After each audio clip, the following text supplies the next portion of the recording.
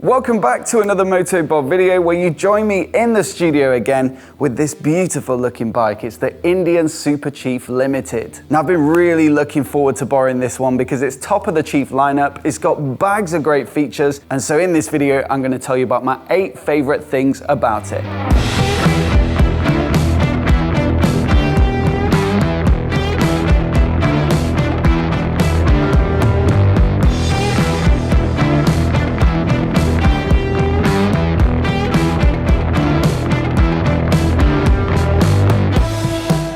But before we get started, a massive thanks to Pando Moto for sponsoring the channel. They provide me with some awesome riding gear, but at the moment I'm really liking these Pando jeans. Now, as you'd expect, they're abrasion resistant, they take armor, so they're super safe. But the awesome thing about them, especially when the weather's getting a little bit warm like it is now, is that they've got some mesh panels both here and down on the inside there where you need a little bit less protection. And that means you stay super cool when you're on the move, even when you're straddling a big 116 cubic inch engine like this. They've also got some corrugated panels on the knees and on the back, so they're really flexible. They're so comfortable to wear, and so I think these are now my go-to jeans for summer riding. So a massive thanks again to Pando for sponsoring the channel. There are links down in the description to these jeans. Now look, the number one thing that I love about this bike is the styling. From any angle, it just looks absolutely spot on. There are no badly finished parts or awkward designs. It just looks absolutely perfect from anywhere that you look at it. In the Chief lineup, you know, you've got the Dark Horse, which I would say is normally more my style, but I think when you see this in the flesh with the chrome on the engine and the pipes, and you've got this beautiful sort of red burgundy paint job, it really does have that kind of classic, premium and very special look to it. Then you've got some of the additional parts like the saddlebags, you've got the passenger seat here, the windscreen, the floorboards, and it turns the Chief into a bit more of a substantial looking semi-touring bike. The other thing that's quite cool is that you can whip this screen off, so there's a couple of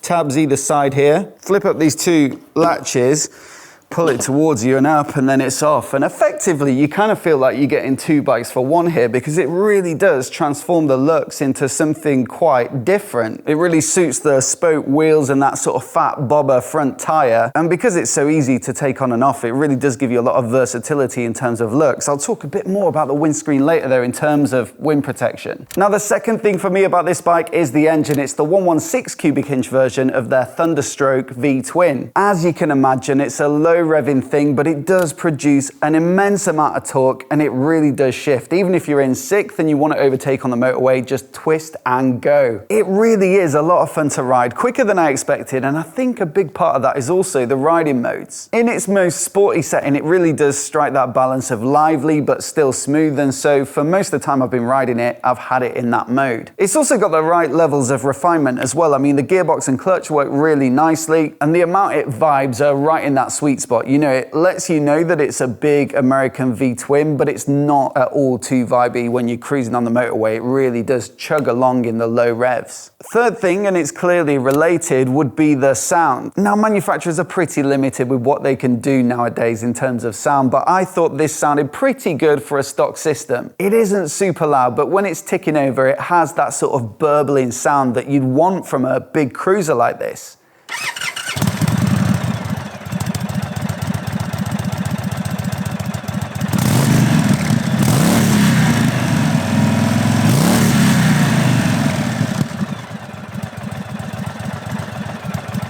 The other thing is, Jekyll and Hyde were in the studio yesterday. They came down to fit one of their systems to my FTR long-termer, but they also brought their Chief demo bike, and it sounds incredible.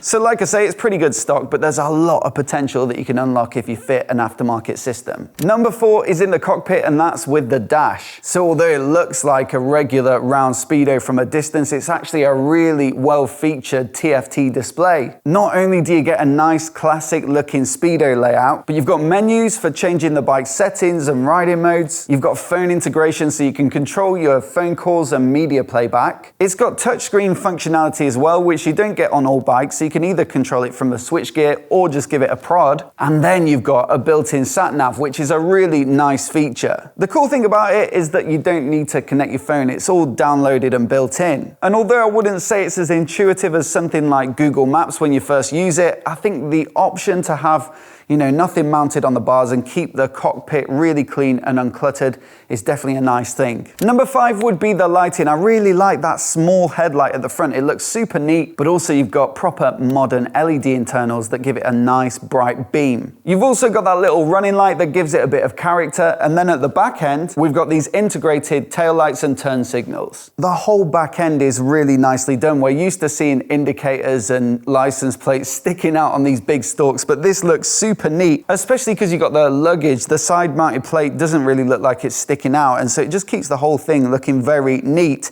The only downside, of course, is that you're probably going to get a lot of spray from that back wheel, especially if you've got a passenger on board. So if you do like to ride in the wet, then it's certainly worth looking into some sort of extension. But for me, I think I prefer to preserve this beautiful aesthetic. Now, my 6th favorite thing about this bike is the ergonomics and comfort. You've got a very comfortable rider saddle here. It's nice and padded, nice and low, and it gets you into that laid back position. We've got some beautiful flat bars, very, very wide, so it gives you a real commanding feel. And then also the floorboards, they're proper big, so it gives you a lot of room for maneuver with where you put your feet. So if you want to open your legs out, you can stick them forward, but also if you're riding a bit quicker perhaps and you want a little more support, you can plant them at the back.